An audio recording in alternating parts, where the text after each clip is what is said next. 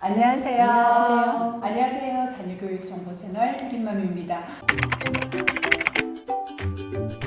초, 중, 고 때 어떤 걸 해야 되는지, 그리고 국영수 이 메인 과목은 어떻게 준비했는지, 이게 좀 가장 궁금해하는 부분일 것 같아요. 그렇죠? 제일 많이 묻는 거죠. 네. 근데 수학 어떻게 했어? 이거 제일 많이 물어보잖아. 사실 저희는 책을 막 다독하거나 이런 거는 좀 아니었던 것 같아요. 그러니까 이게 그렇게 썩 좋은 건 아닌데 약간 책을 그러니까 자기가 좋아하는 수학 관련 책을 얘는 사실 제일 많이 봤고요. 수학 책을. 네. 공감하시네. 그렇잖아요. 수학 책을 가장 많이 봤고 약간 거기에 플러스 이제 이거는 학교에서 뭐 수행 같은 거 한다 그럴 때 이제 그거의 주제에 맞는 책 읽고 그래서 막 이것도 관심 있고 저것도 관심 있고 사실 그래서 책을 막 이렇게 끄집어서 보고 그런 스타일은 솔직히 아니었어요. 여러분 희망이 생기네요. 뭐 어릴 때 국가사전을 읽어야 되고 뭐 전지고를 그렇죠. 이런 과정이 아니어도 서울대 의대를 갈 수 있다. 이걸 보여주신 거잖아요. 네, 어쨌든 본인이 좋아하는 주제의 책을 읽었지만 글밥을 많이 있는 거를 읽은 편이에요. 좀 자기가 좋아하는 주제이기 때문에 글밥이 길어져도 그게 크게 무리가 되진 않아서 그래서 글을 읽는 능력은 있었던 것 같아요. 근데 그 수능 국어가 뭐냐면 모르는 거를 얘가 아는지 그렇죠. 모르는지 테스트하는 게 아니라 어떤 글이든지 여기 이해할 수 적혀 있는 있는 거를 독해하는 능력을 테스트하는 게 수능이기 때문에 그게 스포츠를 다룬 책이든 그렇죠. 뭐 과학을 다루는 거든 그게 수능 공부를 했던 맞아, 거예요. 맞아. 보면은 굉장히 이게 고민하는 게 보면 국어랑 수학 쪽이 많은 것 같아요. 그렇죠? 국어를 딱히 국어 공부를 하자 그래가지고 한 적은 한 번도 없어요. 근데 그냥 어릴 때부터 책을 좋아하더라고요. 책을 좋아하고 책을 한 번 잡으면은 초등학교 때 뭐 저학년 때 유치원 때 이럴 때 보면 어디 이제 몇 시간 뭐 외출했다가 갔다 오면 거실이 이렇게 있으면은 거실에 책이 다 바다야. 거실에 책이 바다고 그 한가운데 누워가지고 읽고 있어요. 왠지 국어의 정석 같은 느낌이 드는데 그런데 또 따로 뭐 문제집을 풀어준다거나 뭔가에 그런 건 안 했어요. 국어를 가르친 거는 초등학교에서 중학교 올라갈 때 얇은 그 국어 교과 중학 국어 이런 참고서 같은 거를 제가 사가지고 한번 얘한테 그거를 개념을 한 번씩 쭉 풀어준 적이 있어요. 한 두세 달? 방학 때. 근데 솔직히 네. 중학교 때는 문법 정리는 좀 해야 될 것 같아요. 그런 거 같아요. 중학 문법이 고등학교 문법하고 크게 다르진 않는데, 그러니까 약간 좀 심화되어 있는 과정이 그리고 특히 고1 때 고등 문법 나오는 게 그게 되게 변별력 있게 좀 어려운 문제로 많이 나오거든요. 예, 네. 그거를 그래서 중학교 때 문법 정리가 돼 있으면 고등학교 때 등급받기가 국어에서는 좀 수월해요. 그러니까 중학교 때 문법 정리는 한번 꼭 해주셔야 돼요. 책을 아드님이 수학을 네. 그냥 워낙 편하게 생각하신 것처럼 우리 애도 그냥 국어를 막 이게 공부다라는 느낌이 별로 없이 우리는 그냥 공부다라고 했어. 공부다라고 이게 수학은 공부다라고 했죠. 우리 딸 네. 수학을 네. 이제 선행을 안 하고 영어, 국어를 잘하는 반면 수학은 잘하지 못했어요. 우리는 국어 영어를 그러니까 반대 케이스야. 고3 때까지 국어 영어를 잡고 있었어요. 네. 그러니까 수학은 고등학교 때 되게 편했는데 네. 고3 때까지 국어 영어가 진짜 가장 공부 시간을 많은 부분을 차지했고 그랬던 것 같아요. 네, 그러면 이제 초등 시기로 돌아간다면 이제 좀 더 많은 책을 읽었으면 조금 더 편하게 이제 하는 거고 이제 수학 같은 경우에는 좀 더 수학 시간을 이제 많이 할애했다라면 또 역으로 편했을 거다 뭐 이런 말씀이신 거잖아요. 그렇지만 결국은 다 서울대에 갔다는 거죠. 수학 DNA 어떻게 만드셨어요? 태교 때부터. 태교 때부터. 예. 태교 때부터. 전 그거 맞는 말이에요. 수학 정석을 근데 풀었대요, 태교를. 태교 때 수학 정석 풀었대. 일부러 그런 건 아닌데 아니 큰 진짜로 때는- 천재들 있잖아요. 네. 야노쇼부터 해서 이렇게 천재들 히스토리를 보면 엄마가 뭐 석사했다 뭐 했다 공부했다 엄마가 그러더라고요. 공부하는 게 되게 중요한 것 되게 같긴 해요. 이미 낳은 아이들은 어떻게 수학을 그래서 큰 애는 뭐 제가 뭐 저희 채널에서도 많이 얘기했는데 뭐 구몬도 막 많이 시켜야 되고 뭐도 해야 되고 이렇게 너무 틀에 박힌 거에 있다 보니까 애가 모범적으로는 좀 큰다고 했지만 창의력이 좀 부족했던 것 같고 작은 애는 그 반면에 맘대로 그냥 해봐 하니까 오히려 더 애가 더 잘 크는 것 같아요. 성격도 훨씬 좋고. 네. 그래서 두 분 다 너무 훌륭하게 키우셨잖아요. 예, 그래서 이제 큰애는 또 큰애대로 또 이렇게 또 그런 거고 작은애는 그랬는데 이제 초등학교 때는 어쨌든 그래도 저는 좀 자유롭게 아이들이 그러니까 저도 학원에 있다 보면 엄마들이 되게 조바심 내고 애를 빨리 그거 안 나가면은 진도 안 나가면 좀 걱정하시고 이런 어머님들 되게 많은데 정말 조바심 안 갖고 아이를 좀 바라봐주고 기다려주고 초등 때는 칭찬 많이 해주고 이런 거 되게 중요한 것 같아요. 네. 어쨌든 아이들한테 중고등학교 때는 해야 될 건 해야 된다. 해야 될 건 해야 된다. 그래서 강압보다는 절제. 그러니까 그런 걸 가르쳐야 핸드폰 되는군요. 같은 것도 딱 저는 안 되는 건 안 되는 거. 그 어떻게 대신 핸드폰 관리를 했는지. 저는 핸드폰은 이제 주기는 했는데 저희는 스마트폰은 아니었고요. 그냥 폴더폰이었거든요. 근데 꼭 공부 잘할 때는 폴더폰 같더라. 폴더폰인데 왜냐면 폴더폰이었어요? 아니었어요. 여기는 저는 아니고. 근데 저희는 또 남자이다 보니까 여자애는 뭐 SNS나 이런 것 때문에 또 그런데 남자애들은 이제 다 공감하실 거예요. 게임 때문에 게임이요. 핸드폰을 주어주는 순간 애들의 인생이 바뀌어요. 맞아요. 저는 그렇게 생각하거든요. 네. 그래서 친구들한테도 남학생은 정말 자기가 자제하고 이거를 게임을 안 할 수 있는 아이가 거의 없다고 봐요. 저는 맞아요. 아무리 똑똑하고 아무리 정말 바르게 자라도 정말 한 1000명에 1명 있을까?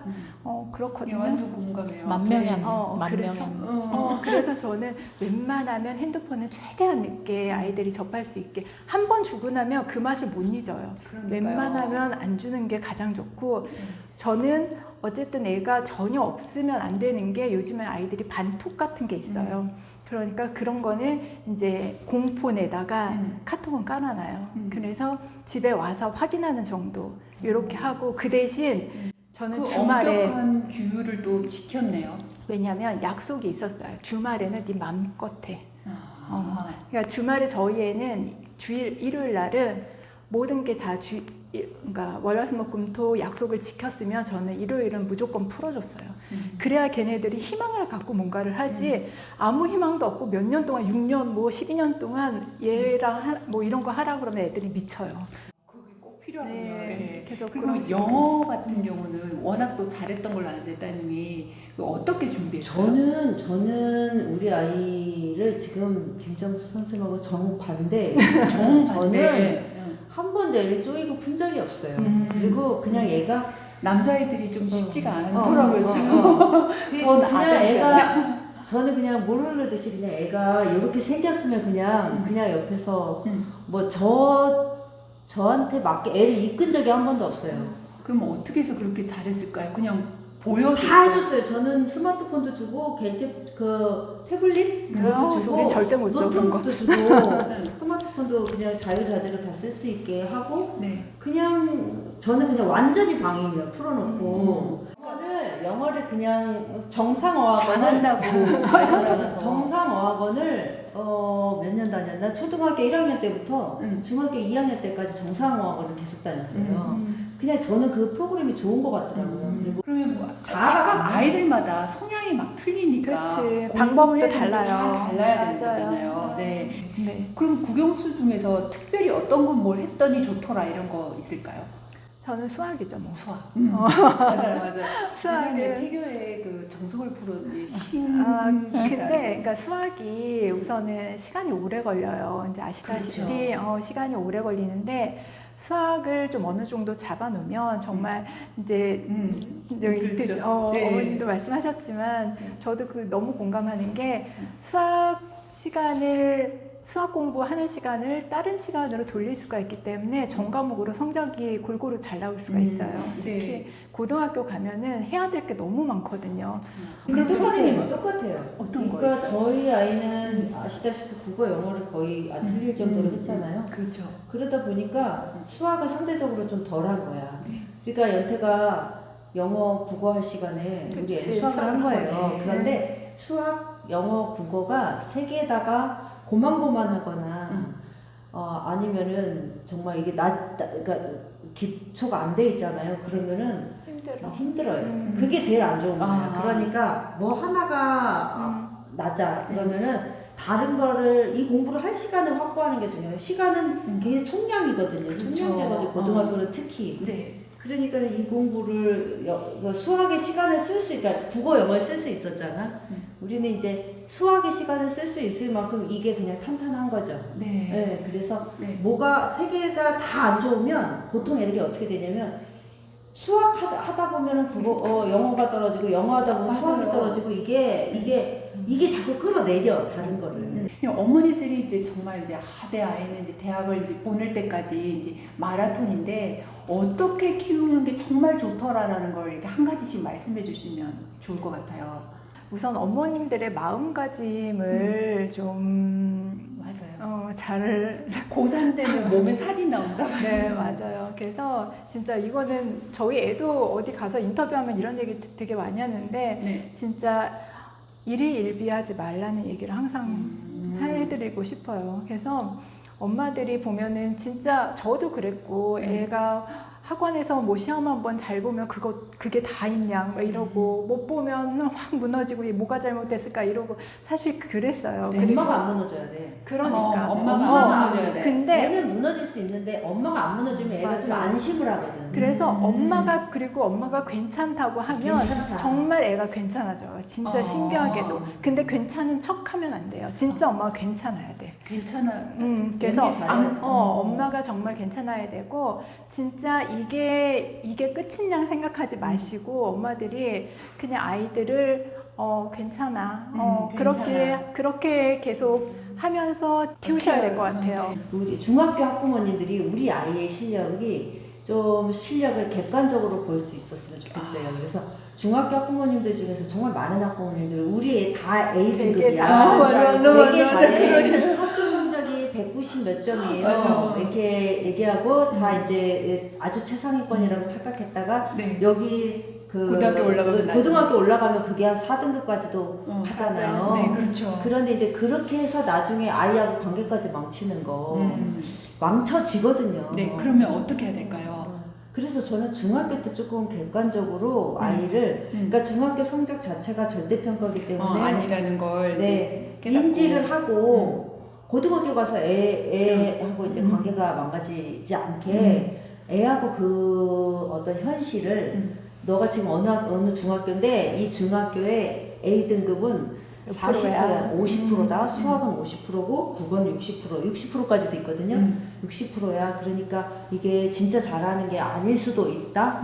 그래서 네. 객관적으로 조금 체크하는 여러 가지 방법은 있어요. 네. 기출 모의고사 같은 거를 미리 한번 어. 성취도를 체크해보고 뭐 몇 등급이 그것도 나올지 좋네요. 네, 이런 것들을 조금 하면 준비도 되고 시간이 있으면은 실망을 안 해요. 아이하고 엄마가 사이가 제일 좋은 시기가 맞아요. 고등학교 1학년 4월까지가 좋아요. 이제 4월 말에서 5월 초 되면 이제 아이도 엄마한테 실망하고 아이도 자기한테 실망하고 엄마한테 미안하고 이러면서 이제 균열이 생기기 시작하는데 왜 이렇게 다 공감이 되지? 어머니도 고등학교 1학년 중간고사 성적이 사실 크게 안 변하거든요. 네. 그러면 이제 이 실망의 연속이에요. 일희일비하지 말라고 했는데 실망의 연속이에요. 그러다가 고등학교 2학년 정도 가면 엄마의 성격에 따라서 엄마하고 아이의 관계가 절단나는 경우도 있어요. 네. 그러니까 저는 그렇게 시간이 이제 그때 가면 돌이키기가 사실 힘든데 멘탈 관리도 힘들고